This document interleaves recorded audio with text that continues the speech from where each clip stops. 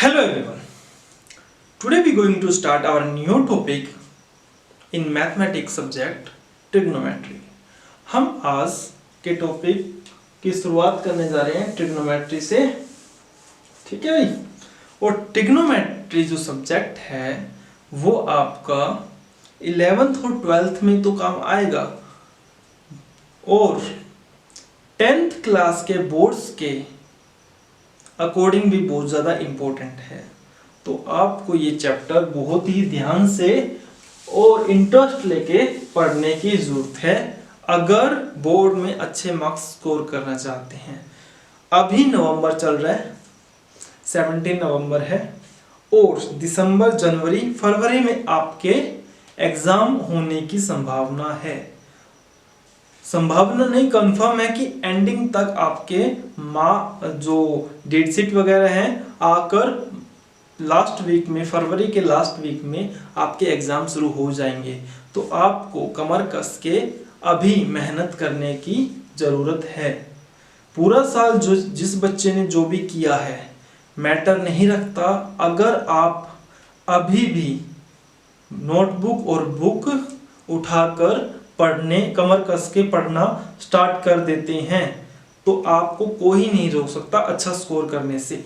But अब इससे ज़्यादा लेट अगर आप करते हो तो आपका कुछ नहीं हो पाएगा, परेशानी ही दोगे मम्मी पापा और फैमिली को। ठीक है भाई। तो आई होप आप भी जिस भी सिचुएशन में हैं सब चीज़ें छोड़कर आप अपना पढ़ाई में इंटरेस्ट दिखाएंगे। तो आज हम स्टार्ट करते हैं ट्रिग्नोमेट्री, जो हमारा टॉपिक है ट्रिग्नोमेट्री।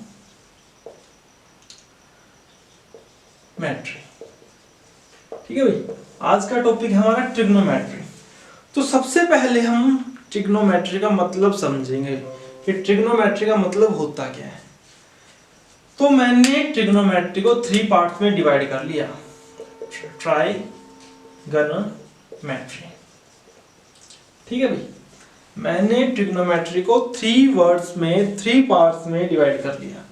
तो आप सभी को पता है ट्राई का हम बहुत बार यूज करते हैं अपनी डेली लाइफ में भी और मैथमेटिक टर्म में भी बहुत ज्यादा यूज करते हैं। ट्राई का मतलब होता है 3। गन पे एक एग्जांपल से मैं आपको समझाऊंगा। पॉलीगन, तो नाम तो सुना ही होगा। पॉलीगन में क्या आता है? पेंटागन। ठीक है भाई। हेक्सागन, सेप्टागन, ऑक्टागन, सुना है ना। तो पेंट मतलब क्या होता है? मैंने शेप बनाई पेंटागन की। ठीक है भाई। पेंटागन मतलब 5, 1 2 3 4 5। और गन का मतलब क्या जानोगे? साइड। हमारे पास एक ऐसी क्लोज शेप है जिसकी पेंट मतलब 5 साइड और गन मतलब साइड, 5 साइड है। तो गन का मतलब साइड, पेंट मतलब 5 साइड की एक क्लोज शेप। यहां पर देखेंगे हेक्सा से आप क्या समझते हैं? 6। तो 6 शेप वाली कोई मैंने 6 साइड वाली एक शेप बनाई। आपको दिखाई दे रहा है 1 2 3 4 6 है और गन मतलब साइड। हेक्सागन 6 साइड वाली एक ऐसी शेप जो क्लोज शेप है। ठीक है भाई। तो गन का मतलब हम समझते हैं यहां पर साइड। ठीक है। आई होप आपको ये चीजें पता चली होगी और आपको पहले से मालूम होगी। मेट्री मतलब मेजर करना। तो हमें एक ट्रिग्नोमेट्री में एक ऐसी शेप के बारे में स्टडी करनी है जिसकी 3 साइड्स होती हैं। आई होप आप जानते होंगे, कमेंट में जरूर लिखिए 3 साइड्स वाली कौन सी शेप होती है। आई थिंक मेरे हिसाब से ट्रायंगल होती है, आपके हिसाब से बताइए क्या होती है। तो हमें ट्रिग्नोमेट्री में ट्रायंगल के बारे में स्टडी करनी है और ट्रायंगल भी कौन सी, एक स्पेशल टाइप की ट्रायंगल के बारे में स्टडी करनी है जिसका नाम होता है राइट एंगल ट्रायंगल। अरे बोलो कोई डाउट? अरे बच्चों बोलो कोई डाउट? आती है बात समझ में? हमें एक स्पेशल ट्रायंगल के बारे में स्टडी करनी है, जो कौन सी ट्रायंगल होगी? Right angle triangle. अब हम चलते हैं अपने राइट एंगल ट्रायंगल पर। आई होप इसका ट्रिग्नोमेट्री का मतलब आपको समझ में आया होगा। चलते हैं नेक्स्ट पर।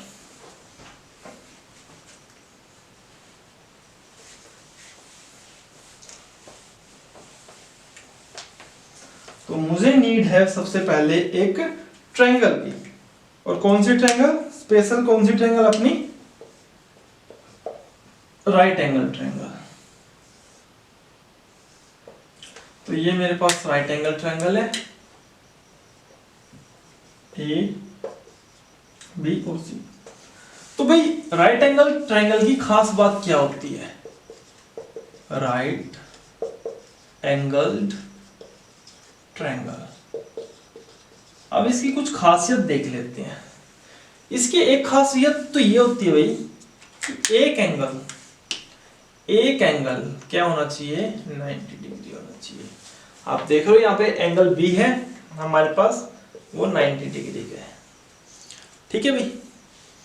और दो side, two sides each other, two sides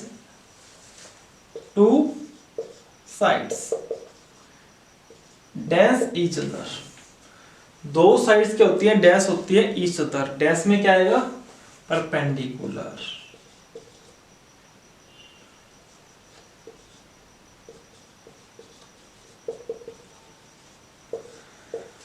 एक वर्टिकल लाइन और एक हॉरिजॉन्टल लाइन, दो लाइंस होती हैं, वो एक दूसरे क्या होती है? परपेंडिकुलर। इट मींस 90 डिग्री का एंगल बनाते हैं। ये बात आप जानते हैं, ये समझ लिया।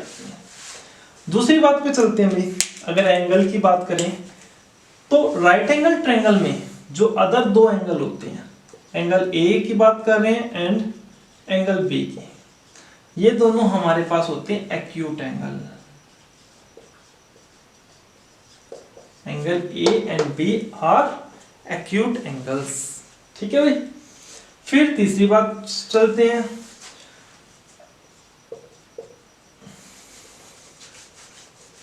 ट्रायंगल के सभी एंगल्स का सम, एंगल ए, एंगल बी और एंगल सी 180 होना चाहिए। आई होप ये भी जानकारी आपको होगी। आगे चलते हैं। अब हम बात करते हैं साइड्स की। तीन साइड होती है ट्रायंगल में। कितनी साइड्स होती है? 3 साइड्स, तभी ट्रायंगल बनेगी। आपका कुछ और बनता हो तो पता नहीं, मेरे लिए तो ट्रायंगल ही बनती है भाई। ठीक है, चलते हैं।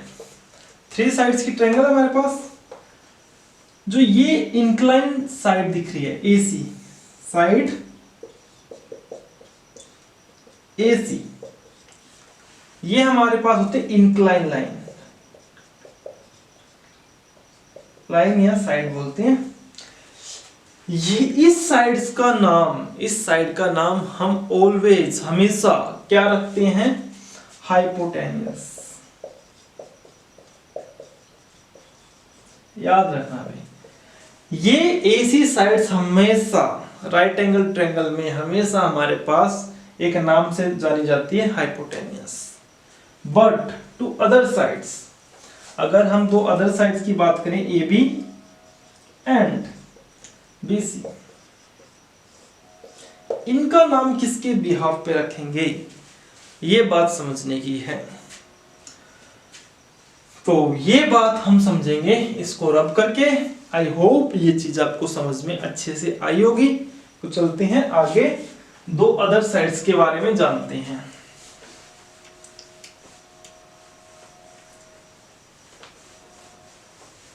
हाँ बेटा, बच्चों समझते हैं side A B and B C के बारे में। ठीक है भाई, ए सी और बी सी के बारे में पढ़ते हैं। एसी और बीसी की नेमिंग करने के लिए आपको सबसे पहले ये जानने की जरूरत है कि आप इस ट्रायंगल को ए एंगल ए और एंगल सी में से किस एंगल को थीटा कंसीडर करके इस ट्रायंगल को सोल्व कर रहे हो। जैसे अगर आपने एंगल सी को थीटा कंसीडर कर लिया कि मेरे पास तो भाई जो एंगल सी दिखाई दे रहा है ना, उसको मैं थीटा कोई एंगल मानकर सोल्व करूंगा ट्रायंगल को। इस ट्रायंगल को मैं किस एंगल को थीटा कंसीडर करके सोल्व करूंगा? सी को। अगर आपने एंगल सी को थीटा कंसीडर किया तो एंगल, जिस एंगल को आप कंसीडर करके सोल्व करते हो, उसके सामने वाली साइड होती है परपेंडिकुलर, और जो अदर साइड बच जाती है उसे बोलते हैं बेस। ये हमारे पास ऑलवेज हाइपोटेनियस होती है। ठीक है भाई, ये परपेंडिकुलर, ये हाइपोटेनियस और ये हमारे पास बेस। मैं एक और ट्रायंगल बनाता हूं आपके सामने, ए बी सी। तो ए बी सी की अगर बात करें हम, मैंने एंगल ए को थीटा कंसीडर किया, एंगल ए को थीटा कंसीडर किया। कंफ्यूज होने की बात नहीं है भाई, इस चीज में कंफ्यूज होने की बिल्कुल भी बात नहीं है। अगर आप एंगल थीटा इसको सोल्व करते हो, 30 है, थीटा की वैल्यू 30 हो सकती है, 60 हो सकती है, 45 हो, कोई भी वैल्यू लो आप। ठीक है, अगर थीटा इसको रख रहे हो, यहाँ पर कोई एंगल रख रहे हो, तो इसके सामने वाली साइड क्या होगी? परपेंडिकुलर। अगर आप इस एंगल को कंसीडर कर रहे हो थीटा, तो इसके सामने वाली परपेंडिकुलर, ये साइड होगी परपेंडिकुलर। ये ऑलवेज हमारा हाइपोटेनियस कभी चेंज नहीं होगा। ठीक है भाई, ये हमारा बेस हाइपोटेनियस। अगर बात करते हैं एंगल ए को थीटा लेके, अगर एंगल ए थीटा है हमारे पास, तो ए सी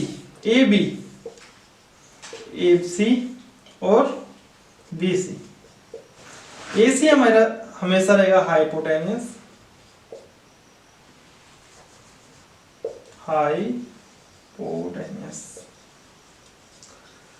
बी सी हमारा रहेगा भाई परपेंडिकुलर,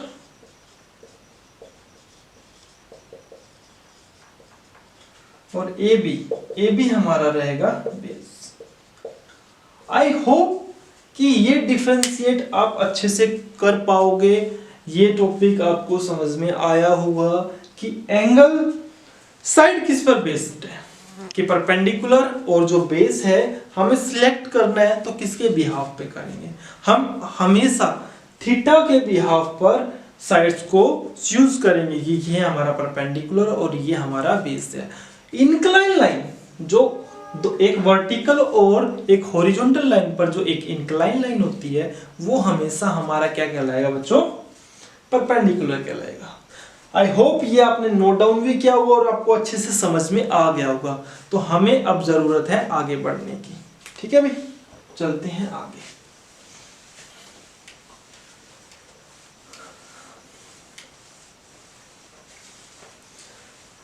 अभी आप सभी बच्चों के पास बहुत ही इंपॉर्टेंट और बहुत ही अच्छा टाइम है तैयारी करने के लिए। अगर आप इससे ज्यादा लेट होते हो तो यही गाना गुनगुनाओगे एग्जाम सेंटर से बाहर आते हुए, मेरा दिल का परिंदा फड़फड़ाए। ठीक है, तो परिंदे आपके उड़ जाएंगे, एग्जाम सेंटर से बाहर आओगे तब तो परिंदे ना उड़े आपके। इससे अच्छा है कि अच्छे से स्टडी की जाए। स्टार्ट करते हैं ट्रायंगल को लेकर, राइट एंगल ट्रायंगल को, ए बी, ये हमारे पास सी। मैंने एंगल सी को थीटा कंसीडर किया, तो आप बताओ मेरे लिखने से पहले परपेंडिकुलर क्या होगा, बेस क्या होगा और हाइपोटेनियस क्या होगा। तो बेस, अगर एंगल थीटा है हमारे पास सी, तो इसके सामने बिल्कुल अपोजिट साइड क्या रहेगी? Perpendicular. Base hypotenuse. I hope आप सभी ने भी यही चीज चूज की होगी कि एंगल जो थीटा कंसीडर किया हमने, उसके सामने परपेंडिकुलर, ये जो होती है इंक्लाइन लाइन, ये हम हमेशा बेस हाइपोटेनियस रखते हैं, और ये हमारा बच गया बेस। ठीक है भाई, फील आपको पूरा ऑफलाइन जैसा आएगा अगर आप बिल्कुल ध्यान से काम करते हो, तो बिल्कुल ही ऑफलाइन जैसा समझ में आएगा। ठीक है, आपको ज्यादा प्रॉब्लम नहीं आएगी अगर आप मन से इंटरेस्ट लेके काम कर रहे हो। तो देखते हैं भाई, अब हम एक बात याद रखेंगे कि अगर आपको राइट एंगल ट्रायंगल की 2 साइड्स के बारे में पता है या फिर एक एंगल के बारे में पता है, 2 साइड्स के बारे में पता है या एक एंगल के बारे में पता है, तो आप पूरी ट्रायंगल की सभी एंगल्स के बारे में जान सकते हो और सभी साइड्स के बारे में जान सकते हो। ये कैसे जान सकते हैं, ये अब हम बात करेंगे। ठीक है भाई, फॉर एग्जांपल मेरे पास एक ट्रायंगल है ABC, राइट एंगल ट्रायंगल। मैंने बोला आपको कि AB मेरे पास 3 सेंटीमीटर है, ये मेरे पास 4 सेंटीमीटर है, ये एंगल थीटा है, और मेरे पास AC को फाइंड आउट करो। तो कैसे करोगे, 2 साइड पता है, तो देखो भाई कैसे करोगे। हमारे पास छोटी क्लासों में 6th 7th से स्टार्ट कर देते हैं स्टडी करना, एक पाइथागोरस थ्योरम होती है, सभी जानते होंगे, सुना सुना नाम होगा ये, पाइथागोरस थ्योरम। ठीक है भाई, ये थ्योरम होती है हमारे पास। ये क्या बोलती है भाई, ये बोलती है कि परपेंडिकुलर का स्क्वायर कर दो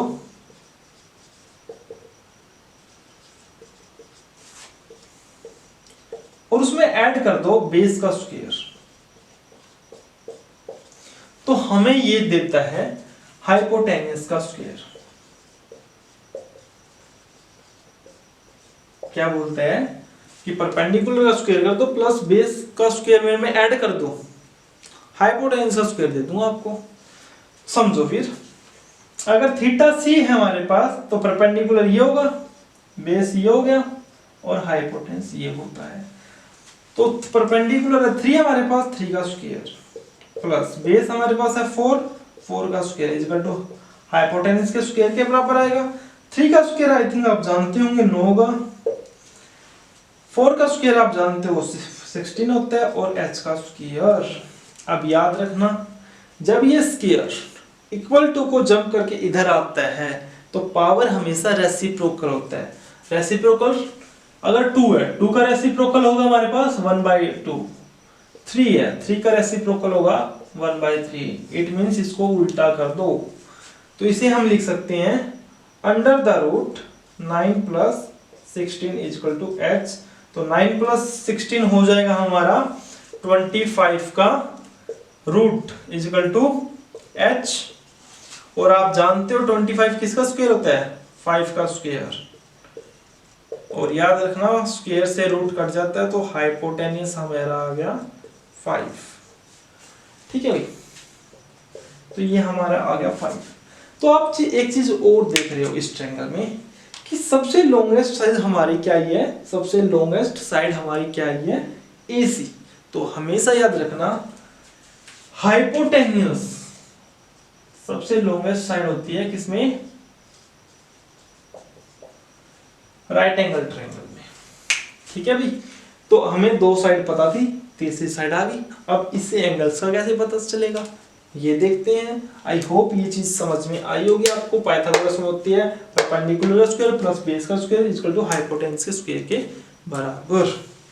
चलते हैं एंगल्स के बारे में जानते हैं। अब ये हमारे पास ट्रायंगल रहेगी, एंगल्स के बारे में जानते हैं।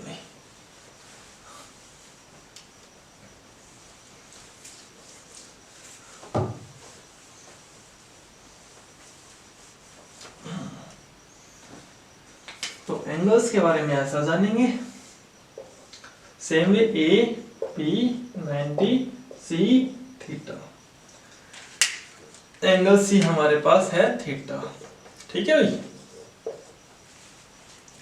समझो एंगल C के सामने वाली साइड हमेशा क्या रहेगी, परपेंडिकुलर, ये हाइपोटेन्यूस, तो ये बच गया बेस। अगर आप दो साइड्स का रेशियो लेते हो, हम पढ़ेंगे अब।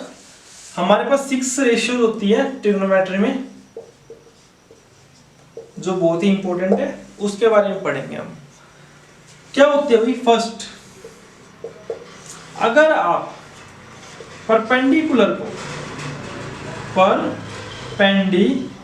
को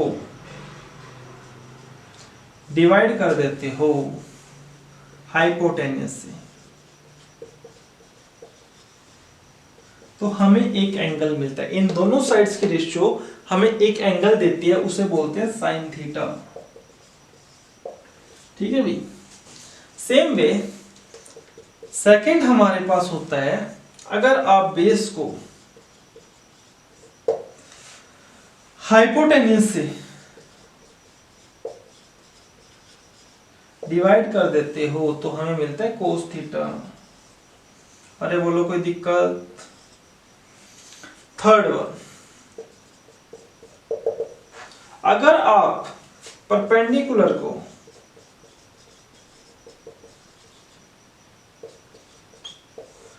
बेस से डिवाइड कर देते हो तो हमें मिलता है टेंजेंट थीटा। ठीक है भाई, आप ये नोट डाउन करो, फिर हम 3 रेशियो के बारे में और जानेंगे।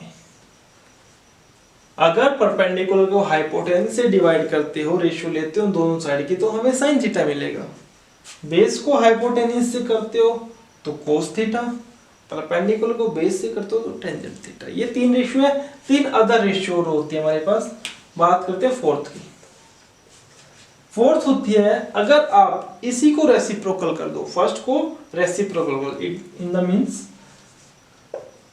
हाइपोटेन्यूस को डिवाइड कर दो परपेंडिकुलर से, तो आपको मिलेगा cosecant theta, cosec theta, cosecant theta. ठीक है भाई। फिफ्थ वन, इसका अगर आप रेसिप्रोकल कर दो, मींस हाइपोटेन्यूस को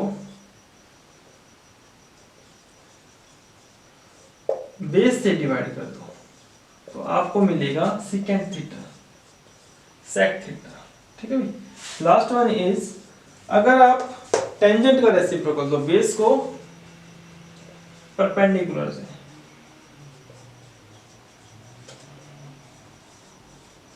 तो आपको मिलेगा एक कोट थीटा। तो ये बहुत ही ज्यादा इंपॉर्टेंट ट्रिग्नोमेट्री स्टार्ट ही यहां से होती है। अगर ये 6 रेशियो के बारे में आप जानते हो, इन द मींस आपकी ट्रिग्नोमेट्री स्टार्ट हो चुकी है। ये इंपॉर्टेंट 6 रेशियो होती है हमारी ट्रिग्नोमेट्री में, जो कि एक रिलेशन भी बना रही है साइड्स और एंगल्स में। आई होप ये समझ में आया होगा। अब हम स्टार्ट करने जा रहे हैं कुछ एक क्वेश्चन बेस्ड ऑन दिस